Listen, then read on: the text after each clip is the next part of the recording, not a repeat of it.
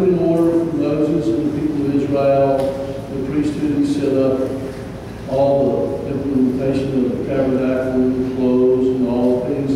He set everything in such a perfect order. Come and worship at the temple, to worship before Him. And it would just be nice, wouldn't it, since everything is stopped at the end of Exodus, if everything's so perfect, if it would just be that way from now on. But the reality of it is, it's not going to be that way for the children of Israel from now on. They're out there, and it's been set in order, and now God is calling His people, and you mark my word, and He is calling us out of darkness into His marvelous light, into the kingdom of God, to worship Him. And He's fixing to share now not only the priests and how they're to order the sacrifices, but the purposes of the sacrifices, the different ones. And I'm not even going all into that. I want to just talk about what they're there for, why they're there, and how they're pointing to the sacrifice, Yeshua, who has already become that sacrifice, the fulfillment of these sacrifices.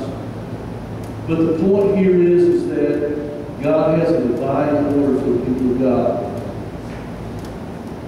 And the Hebrew word for sacrifice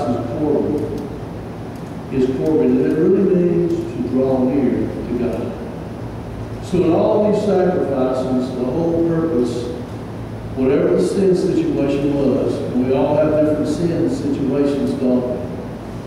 Sometimes we just want to make a free will offering. Maybe it doesn't involve sin. And there's ways to do that. But the point that God wants to show us is that He's a holy, set apart God, a kadosh God. And He wants us, His people, to be holy too. He wants us to come before Him in holiness. The Bible says, without holiness, without being kadosh, is the Hebrew word, being set apart is a better English term. Set apart unto who? To God. No man shall see Him. Holiness is important. Now they got kind of plastered out of place through a lot of the movements throughout the years. Some of the holiness movements carry some things too far, but the reality of it is, you know, we need to talk more about holiness today. Now it's gone the other way. It seems like holiness before God is a thing of the past.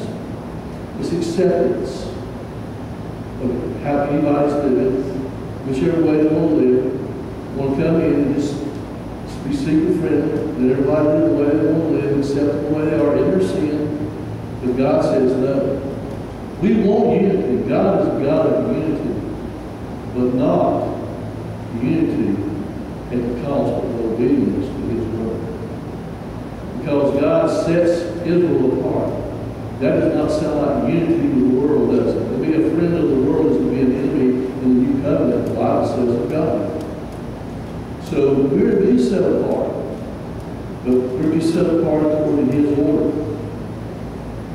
And Yeshua shed that blood for redemption. He shed that blood for all these sacrifices that they were doing back then. But the children of Israel at this point in time in history had to be taught that they are serving a holy God. And here's the way you come before Him when there's a certain sin involved. There's a certain sacrifice required. Now, don't you think it's strange that perhaps maybe that why did God have a different way of choosing different animals for different sacrifices based on the different sins? After all, He is God, right? Why didn't He just let them all the same way? Maybe He could just chosen 2 turtle doves because you could afford a bit. Since some people could afford a bull or a lamb or whatever, maybe just everybody could just do 2 turtle doves. Are the grain offering. I do believe there's more to it than meets the eye, that God has a reason, but however, I think one of the biggest points that we should get out of this is that God wants obedience in the sacrifice. To obey is better than sacrifice. You can sacrifice and not obey God and do what He wants you to do, and therefore it's not acceptable to Him. So I believe that He set this in order, at least in part, for the children of Israel to see if they would obey Him in the sin that they committed and offer the proper sacrifice. Because then you have the sacrifice that's offered. God says, this is how I want you to offer this sacrifice for this sin, because that will bring you closer to me. He wants to have an intimate relationship with each one of us. And we're talking about the priest of God, the Levites, but today we're to be, according to Scripture, and according to the Apostle Kepha or Peter, a royal priesthood, a set-apart nation. The same words, the same terminology that God really wanted these Israelites of ours, our forefathers, way back in the day, to do too. But because of the golden calf incident, there was a different direction that was applied for a period of time until the Messiah would come. And so, what we need to learn through all this is too many people today have shoved holiness aside. Godly living aside. Preachers are no longer teaching, and rabbis are no longer teaching the difference between the clean and the unclean. That's acceptable, and that is not acceptable. Why? Because they'll get less people. If I offend someone, they'll put less money in the tzedakah box on the offering plate. Is that what it's come to? In many cases, yes it has. Thank God not in every case. Hallelujah. Because that's how we're doing it here. We're going to teach to our best of our ability. If we find out we're wrong in the area, we'll correct it. Holiness unto our Heavenly Father. Being set apart unto Him. We had a great crowd here last night. We had a wonderful time last night, didn't we? You up here, we missed it. Oh, we're all today, but we're here. Hallelujah. So anyway, all these offerings, the burnt offerings, the law, the Torah, the law of the meal of burnt offerings, the Torah, the law, and chapter 2, verses 1 through 16 of the meal offerings, the Mikvah offerings, the law of the Shelamim, the peace offerings, Leviticus 3, 1 through 17, the law, Leviticus 4, 1 through 35, of the sin offerings, and Leviticus 5, 1 through 26, the law of the guilt offerings. All these offerings, specifically. I can read all this today, but I'm not. How many of you read it already? Raise your hand. You did, you should have. Hallelujah. Well, see, you've done a little bit more about what I was talking about. But I'm going to always read all this, but today I'm not. And the Yikra is the first word, and it means that, and he called. I'll read a little bit. And Adonai, Billy the Lord called to Moshe and spoke to him from the Mishkan, the tent of meeting. He said, speak to who?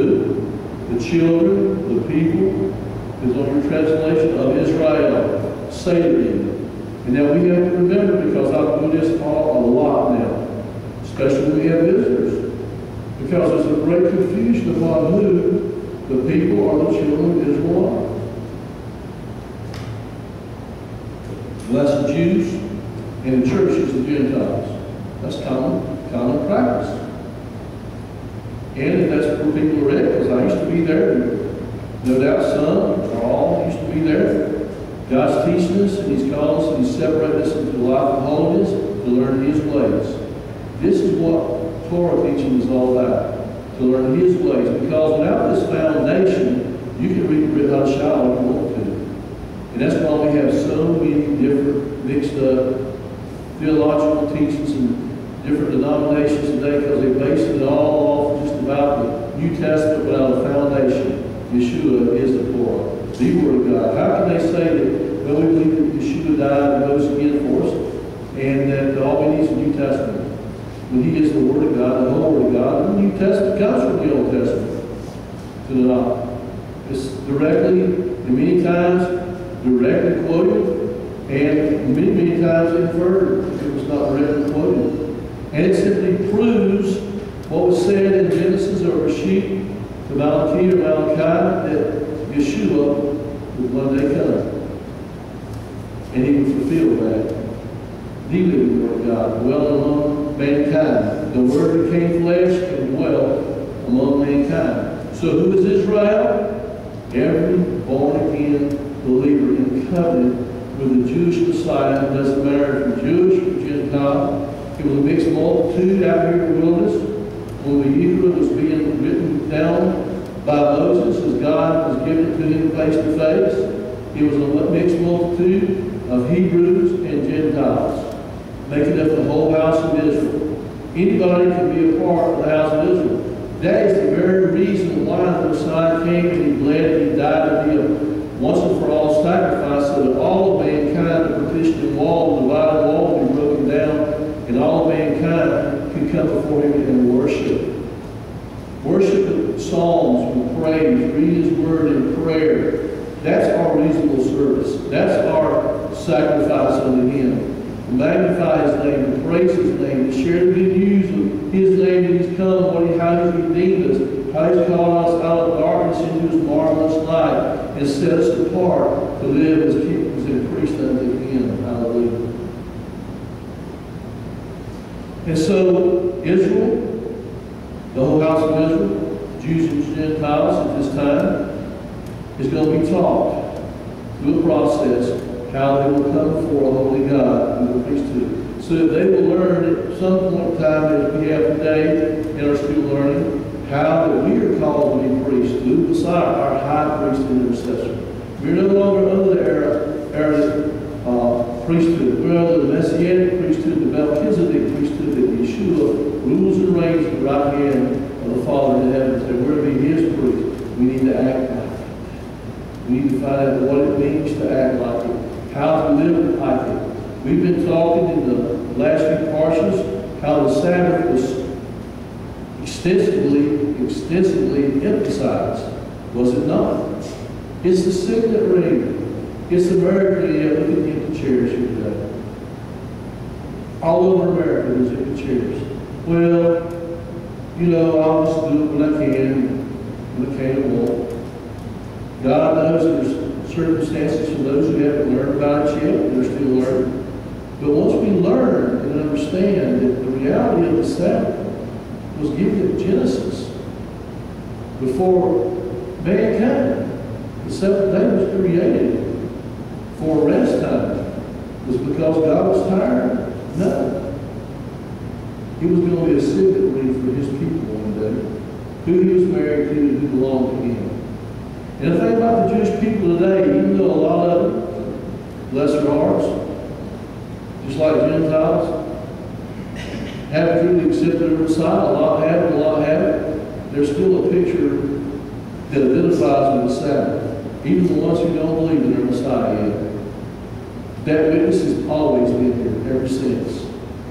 So we need to understand that while we worship and should worship every day of our life, that this is a moed, a set apart time, a set apart day. It goes back to obedience. If we know him to do it, know to do good, and doeth it not, to him the Bible says, it is sin.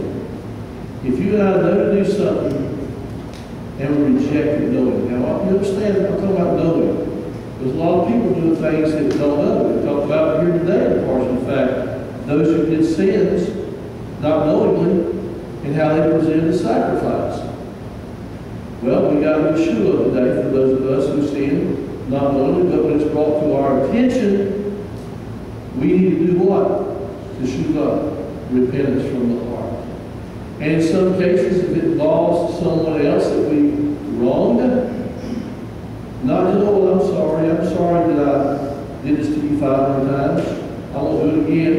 Please forgive me for the 500 times. I've been a little silly, exaggerated, but y'all know what I'm talking about. Some of you have had experiences with family members, either direct blood family members or family members from the body itself, who constantly will use you and take advantage of you if you're not careful.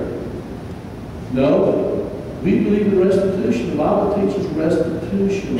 When a person costs someone else, or hurts someone, or damages them in some way, we should willingly, when God brings it to our attention, if we kind of got the seed and got off track, we should make restitution.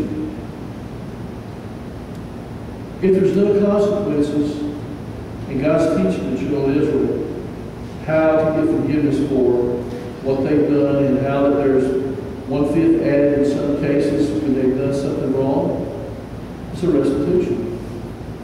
Not because true yeshiva from our heart, true repentance, where we owe something, we hurt somebody, we took something that didn't belong to us, or whatever the case may be. I think we get the point.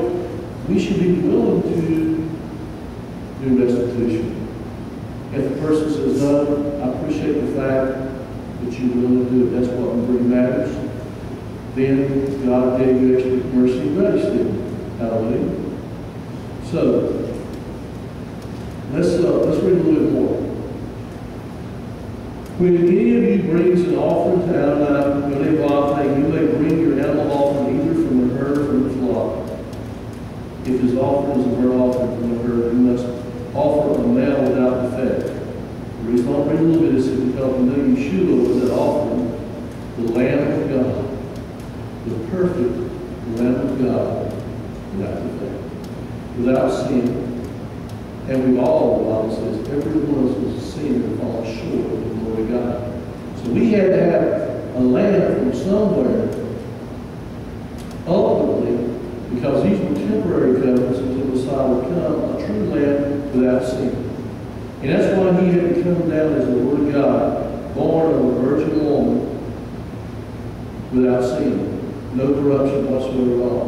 So He could be that perfect sacrifice, without defect. He is to bring it to the entrance of the tent of meeting so that it can be accepted by the Lord. He is to lay His hand upon the head of the burnt offering, and it will be accepted on His behalf. He is to lay His hand upon the head of the burnt offering, and it will be accepted on His behalf to make atonement. Also about making atonement for us. He is to slaughter the young bull before the Lord, and the sons of Aaron the Kohanim are to present the blood. You know, we had to be there if we were offering a sacrifice. We had to put our hand on it. We had to see that innocent animal's blood shed on His hand. Can you imagine? At the first Passover, they brought the lamb into the house, and the kids prepared that lamb and played with that soft lamb for several days before it was sacrificed, before they left Egypt.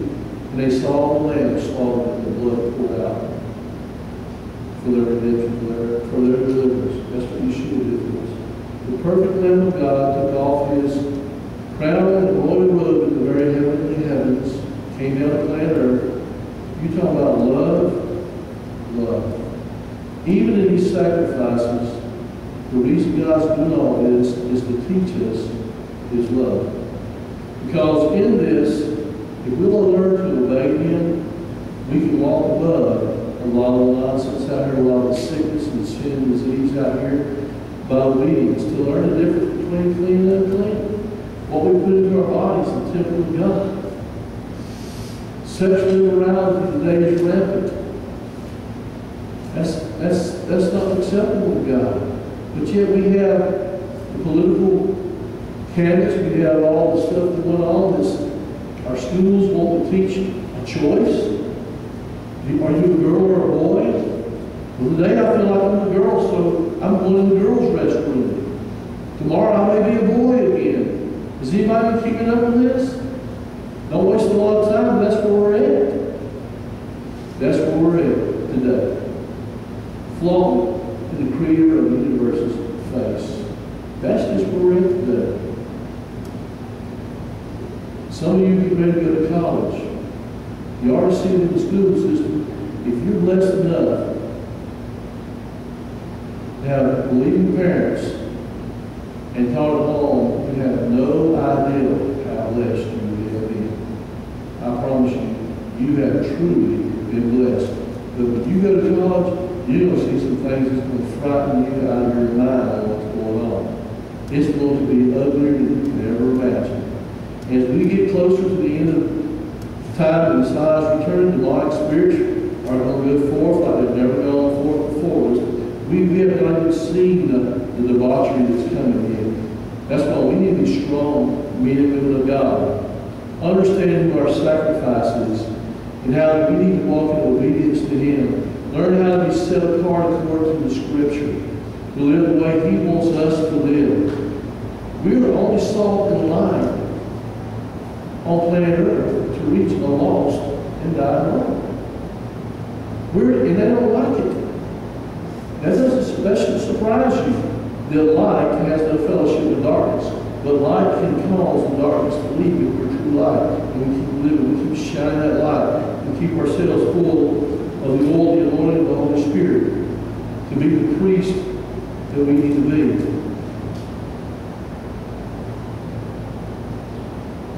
In these offerings, there was frankincense sometimes there wasn't. Different things were in there. The Hebrew word translated frankincense is lavana, literally a white object, as frankincense is white. Since its aroma neutralized bad odors, it was part of the fragrant aroma. When in the air, it has a sanitizing effect. God knew all this. They did what he did. All these oils, all these different things that he's taught, and a lot of things we've lost because why? Our parents have stepped away, and our grandparents before them. That's why we've got to go back to Torah. We've got to go back to God's way of doing things because there is cleansing in things that He will reveal to us, purified through simple obedience to His Word that can change our lives. Now, I'm 64. Some of you are young in here. You've got your whole life before you. I'm well on the other side. I'm hoping the Messiah returns, but if He doesn't, I'll pray that I'll behave myself and be in the resurrection. Amen? I believe I'll do it. But you young folks, the Messiah returns, so I hope in the future to turn things around. For the remnant people of God, I'm going to tell you, don't be deceived. When it comes to the population of the earth, we've always been a remnant people, and we will continue to be a remnant people. But we need to reach out and pull as many people out of the fire through our testimony, through the life that we live as we can, to bring them in to the kingdom of God while we're still there. Because the night cometh, and no man can work. So we must labor like we've never labored before.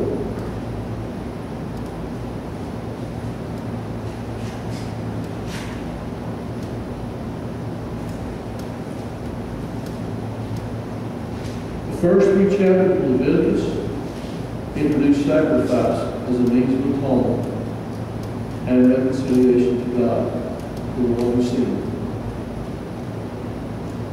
The burnt offering in chapter 1 atones for sin.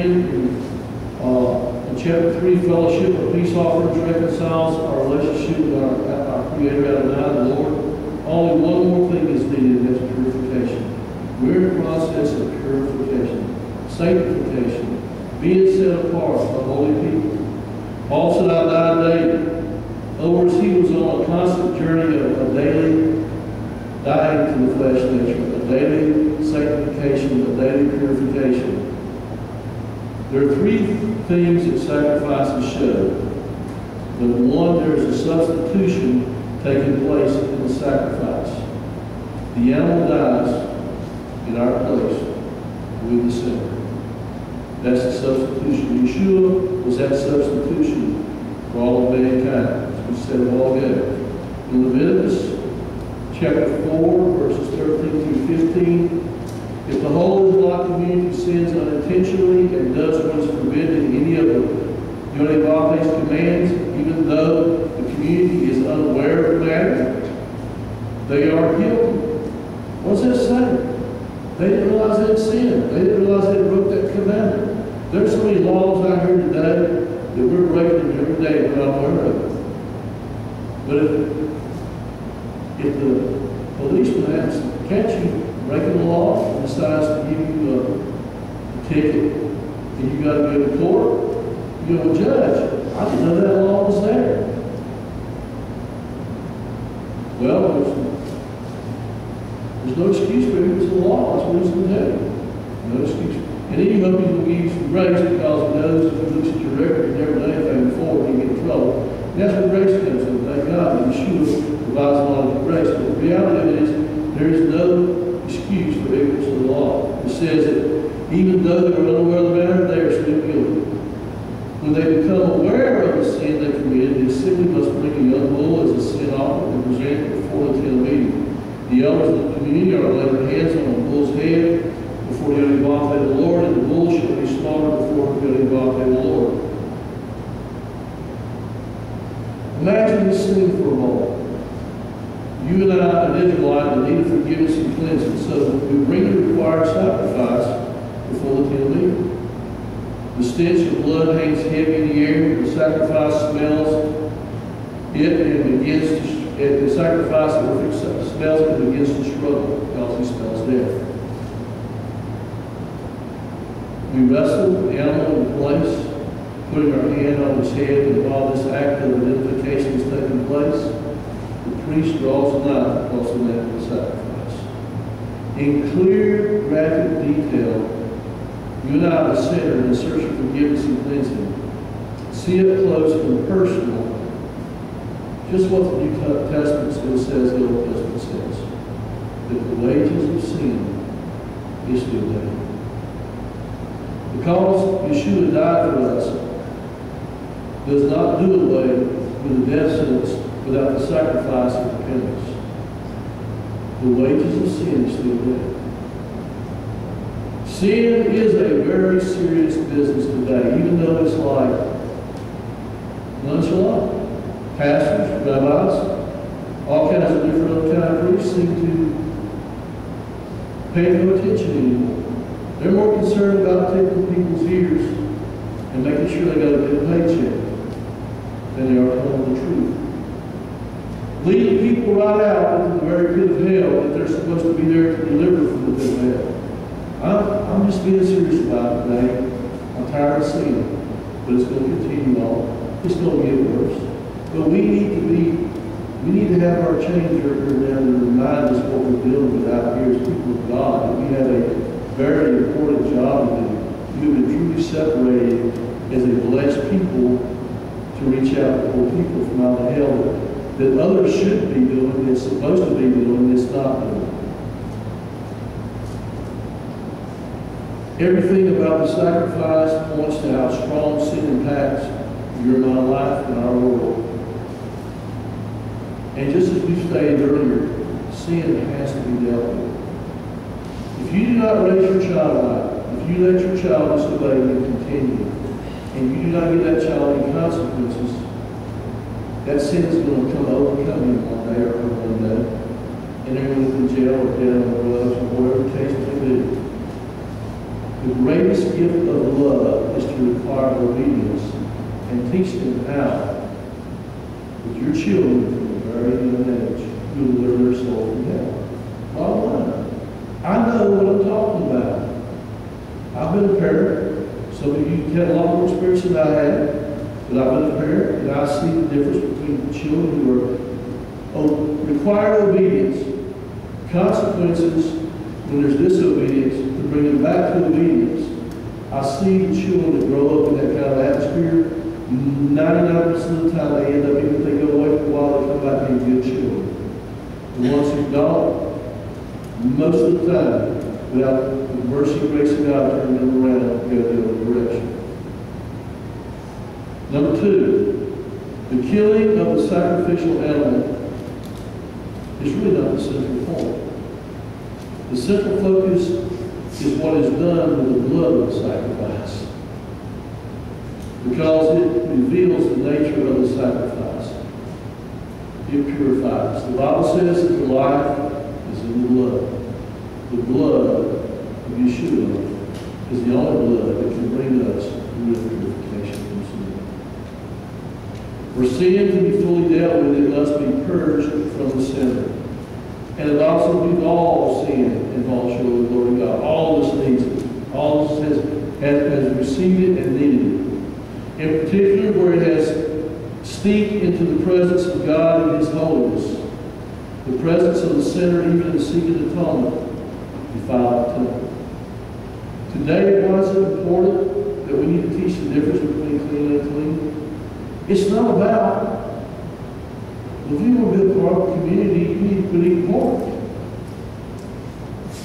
If that's all we're teaching it the wrong way and going God the wrong way. But we are the temple of God. And we put foul language, impure thoughts, pork, whatever God says is wrong into the temple, we defile the temple. This is more spiritual too.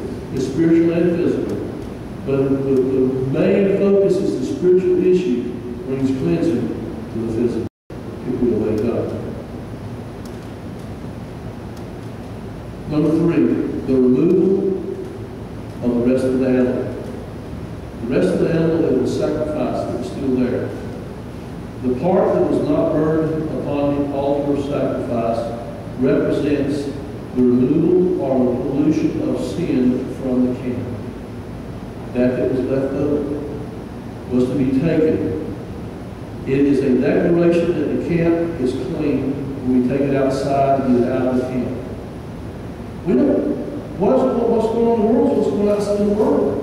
But in your house, as a man and woman of God, in my house, as men, and in our house, God's house here collectively, we don't need to allow that to come in and stay in. If it gets in, there's no teshuvah, repentance, and all. We need to get it out. Amen? We need to be pure here. The camp is clean. It's a declaration the camp is clean, and the tabernacle is once again purified and fitting dwelling. It's a fitting dwelling for the presence of God. We want the power of God in our life. We will be set free by the power of God in our life. We can't be defiled the temple of God that He's supposed to live in all the time and expect God to move and do wonderful miracles and things to us. If we still got some sin in our life that we haven't dealt with, that's all of us, me included, especially me, most of all me. We need to get it out so God can cleanse us. And our temples that He resides in. He can't stay there if we don't do teshuvah. When we mess up, when we sin, immediately we need to do teshuvah. Ask God to forgive us right now. Let Him cleanse us right now. Don't let the sun go down on it. Don't give Satan a chance and an opportunity to work havoc in our lives. Don't let it go the whole day. Amen. That's what He wants you to do. He wants you to feel guilty, Brother Lou, when you sin. You ever feel guilty when you sin? Raise your hand. All of us have that. And He's the greatest manipulator of all time. Oh, see, I knew you with God, old sinner. Sinner, you might as well give up. You don't even need to go to another Shabbat service. And if He can get you not to do Shabbat and repent right then, make it right with God, He's doing what He's meant to do. For the devil has come, not but to steal, kill, and destroy. He hates you right. He wants to destroy us, but God came, Yeshua came to bring life and to bring it to us more abundantly. He is the God of life. Hallelujah. The royal priesthood that Peter talks about. Leviticus answers the most basic question. Any thoughtful believer is the one who eventually asks, and that is a question as well posed by the prophet Micah, who asked in Micah 6:6, "With what shall I approach Yod-Heh-Vav the Lord? Do homage to Elohim, our God, on high." The answer comes in Leviticus 19:2, which is, "You shall be kadosh, holy, set apart. For I, Yod-Heh-Vav the Lord, your Elohim, am holy." Do you really believe for one moment that God would declare to us to be able to, that we need to be holy because He's holy if we couldn't do it? God would be a liar. He's not going to ask us to do something that we cannot do. Some translations may have perfect for imperfect. That's not a good one. We're to be set apart unto Him. To learn through the washing of the Word. How is that? We read the Word every day. We're in Torah study. We're in Shabbat services. We're in Bible study, learning what God's Word is. God's Word is His voice. You want to, oh, I just wished I could hear the voice. How many have ever heard that? How many have ever said to yourself, if I could just hear the voice of God? He'd just direct me. You know, I wish He'd just, sometimes I wish He'd said, well, there's 10 books in your house that's got my voice in it. How about reading one of them for a change? God's Word is His voice. Yeshua, the living Word of God. And His Spirit is the empowerment that comes in as we learn His Word. It empowers us to live that Word out, to be set apart, to be holy, to approach Him in holiness according to His ways and not our ways. As we move through Leviticus, we need to pay special attention to a fundamental God principle set before us at every single turn. A principle that is opposite of traditionalism. You don't miss this. A principle that is opposite of traditional, doctrinal-based church teaching. Totally opposite. This principle states that God divides, elects, and separates. He makes distinctions and draws boundaries. Due to the distance the modern church has slowly and surely put between itself and the actual words of the Holy Scripture, we mistakenly cry out for unity, and I mentioned this a while ago, at any cost, as though uniform agreement to a man-made doctrine somehow or another is God. Because most of it has become man-made. To what? Tickle ears, make people feel comfortable in their sin, to bring in so we can fill the building. We want this building, in God's timing, according to His way, filled up with godly teaching, people making commitments to God first and foremost. We make commitments. We are the bride on the side, ladies and gentlemen, members one of another. We have to make a commitment to God first. And then when we do that, that means we make a commitment to this body, this assembly, to one another. Well, I don't want to make a commitment. Well, that's your choice. You know, people are coming here all the time, it's not to make commitments, but we just have to keep praying and teaching and preaching, and hope that one day they get the point, they get the picture, and they'll actually make a commitment. And give themselves over to God. And not just being all about them, and what they want to see. If that's what we're here for the Lord, we need to be concerned about how we please our Heavenly Father. And if we do that, you know what we'll do? We will continue to love one another. And we will seek the other person's good here over our own every time. We're all human. We all have good days. We feel like we're being left out and mistreated. But remember, God's in control of this. Don't let the enemy talk to your ear. When he starts getting you to pick out the things that are wrong about me, about the building, about anything you hear about someone else, he's got your attention. He's deceiving you. Because the reality of it is, we can always find something wrong, right? I'll tell you what's wrong right now. They ain't sheetrock on these walls and no electrical panels. I can dwell on that, or I can talk about how God, if we'll obey Him, we'll have electrical in the walls, and we'll have insulation. You know, we got to look in the positive, moving toward God and His will and His time. Okay? Today, the body of Messiah seeks widespread inclusion above all else. Let me say it again. Today, the body of Messiah as a whole is seeking widespread inclusion above everything else. Well, let's just all accept everybody in their sin they're in. Oh, somehow they got the idea to do away with all wars, and, you know, we can just all live a vulnerable life and be happy together. That's where it's going. This inclusion is accomplished by consensus, by conformity, and a word used a lot today, tolerance. Now it's funny how the other side of this coin is, well, we're intolerant, but they're not. Because we don't accept what they're doing, and they're not going to accept what we're doing, so therefore we're intolerant, but they're not. So there must be something to judge all this stuff by, right? And we have to decide as a people what that is. And I believe it's God's Word, because He created the heavens and the earth. And if His Word is not the absolute, clear view of a Creator's love for His people and what will set them free from bondage and slavery, from sickness and from death, then we might as well all do whatever it is and hope for the best.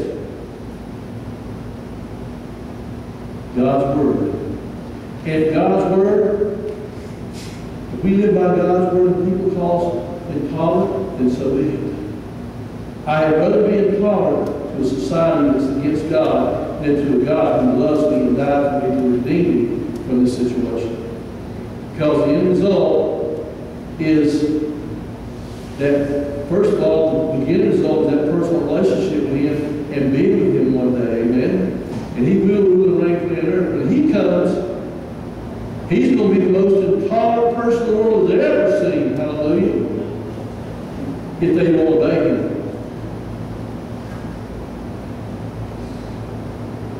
Through Genesis, Reshit, and Exodus, Shemot, there is anything but tolerance and inclusion by God. And if you've read it, you know that's true.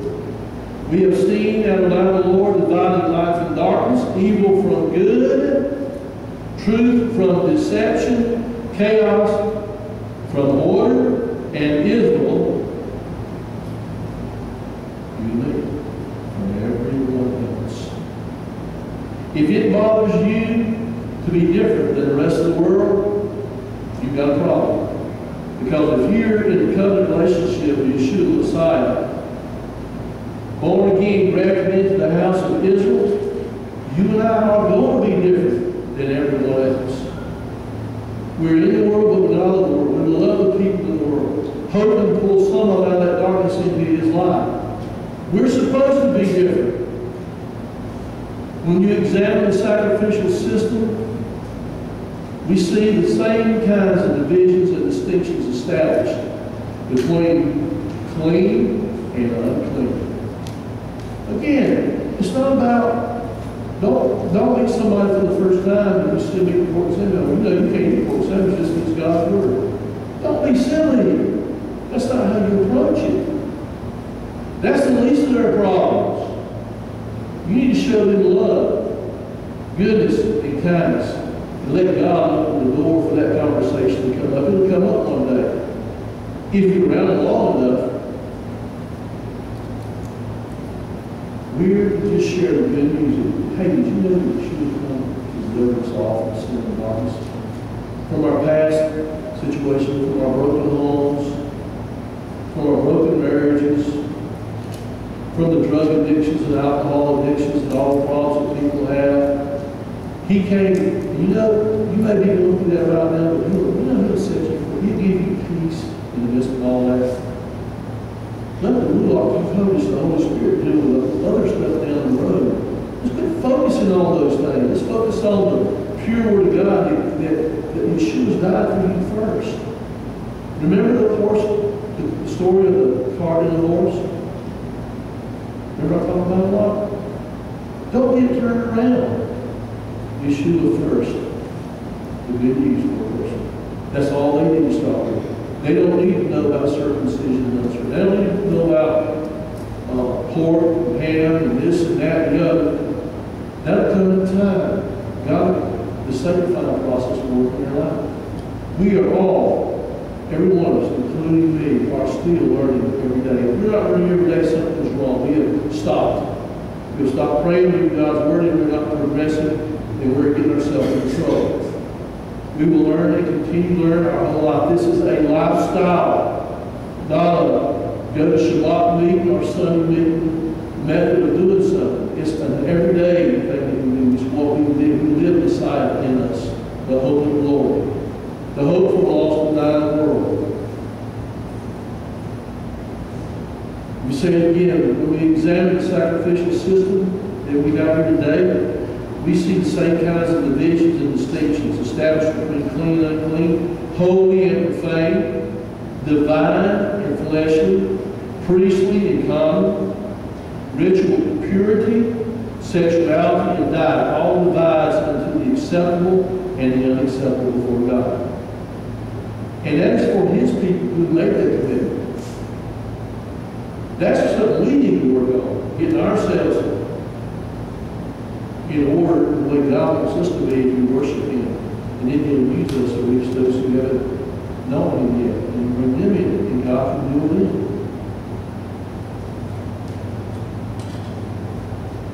We will see that it's unacceptable we pay close attention, we'll see that the unacceptable before God is not tolerated by Him to His people. Those who act out the unacceptable will be excluded from membership in the group called His people, Israel. God will do that, not us. God will do that.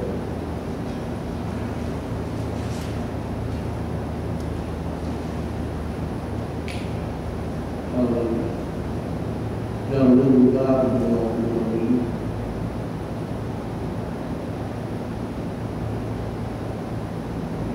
Leviticus, the Hebrew, gives us the priestly worldview. Why is it so important? Even though it's the Old Testament, we're sacrificing animals and Yeshua's already sacrificed, because we are the priests today. And we need to look into it to understand how it brings forward to our priesthood, our Melchizedek priesthood, that we are already part of today. It's because we have been declared priests. That's important. As a disciple of Yeshua, you are a priest of the kingdom of God, whose Lord and High Priest is Yeshua. This is a label which most people take allegorically or metaphorically, and not really as a literal priest. And I'm here to tell you, it's not allegorically, or metaphor. It's the real deal if you're in Him.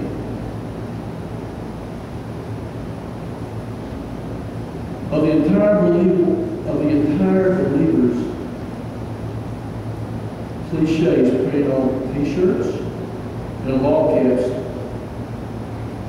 Have you seen the one that said, I'm a Christian, but I'm not?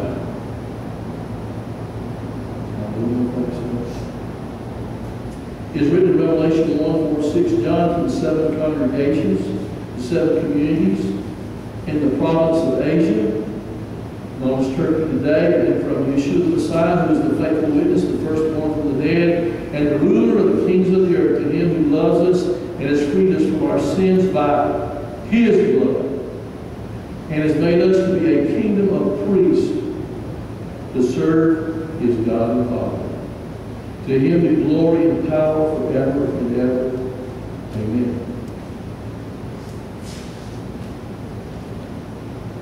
We are to be priests. The power of God, the Ruach HaKodesh living in us. The Word of God, the voice of God being manifested in us daily as we read His Word, changing us, purifying us, sanctifying us every single day of our life. As we walk, we should get a little closer to Him, a little closer. We fall back, let the enemy deceive us. We fall back, and we just need to do teshuvah, repent, and return. He'll take it right back. He's a God. He came and He died and shed His own blood. You think He was willing to throw away over sin? No. He was willing to lay His life down. He wants you to live for His glory. He wants you to have life and have it more abundantly. How much more love could a man have than to lay down his life for His kingdom? He laid His life down for us. He gave the ultimate sacrifice of Himself. That's how much He loved us.